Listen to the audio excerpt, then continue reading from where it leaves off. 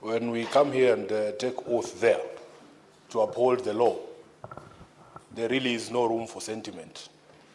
You have to do what is right by the law. It doesn't matter what personal feelings you have. In fact, Mr. Speaker, I have a problem with the way this motion was framed, because the question as to whether there was a sitting on the 26th has already been answered by the Assembly itself. The Assembly has told us that, in fact, there was no sitting on the 26th because of the circumstances. That is the truth.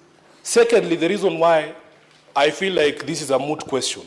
As a lawyer, I took an oath on the 2nd of October in 2008 to uphold the Constitution and the law. Impeachment processes are guided by the Constitution and the law. If a court of competent jurisdiction has said it doesn't matter whether there was a sitting on 26th or not, whatever happened that day is null and void. There's nothing to discuss. It is that simple. So for me, Honorable Speaker, I am very clear in my mind, there has been a tacit concession by the Assembly that in fact there was no sitting. There is a second limb that in fact there is a court decision. Senator for Nairobi City County. That is the second motion that is yet to be moved. I understand, Honorable Speaker, these two matters are related. Yes, I was speaking to the motion. I've given a guidance that we I was speaking to the motion. The motion is whether there was a sitting, and the question of whether it is a question to be put anyway is what I am addressing, Honorable Speaker, with due respect. I have had senior colleagues in the profession, and I have tremendous respect for all of them.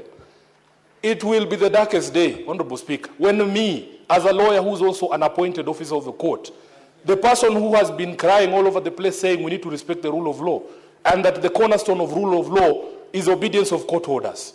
I was one of the lawyers for Miguna. We got almost 12 court orders. They were all disobeyed by some people now who are running around telling us about court orders in this country.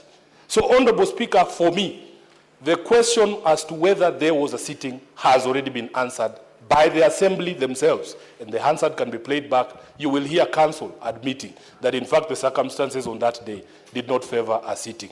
They have had to go and repair and look for Hansard material because of that circumstance that he told us about. If you don't follow procedure, Honorable Speaker, it doesn't really matter.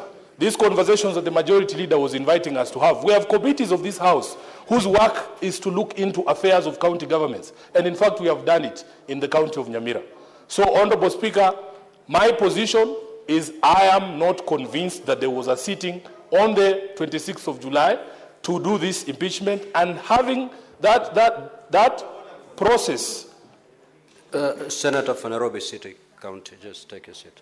Senator Mandago, what is your point of order? Yes, Honorable Speaker, I didn't want to interrupt the lawyer, Senator Sifuna, but I thought I heard very clearly the county assembly said there was a sitting, only that there was destruction of the evidence of the answered, Honorable Speaker. It cannot be true to say that there was no sitting. So is that a point of information or? I'm lost because I didn't even know when there was consensus. You may use that information if need be. The beauty with our proceedings, unlike the ones in Isiolo, we are live on TV, the Hansard is here, it can be read back. He said it was not possible, the circumstances obtaining on that particular day. Senator Morango.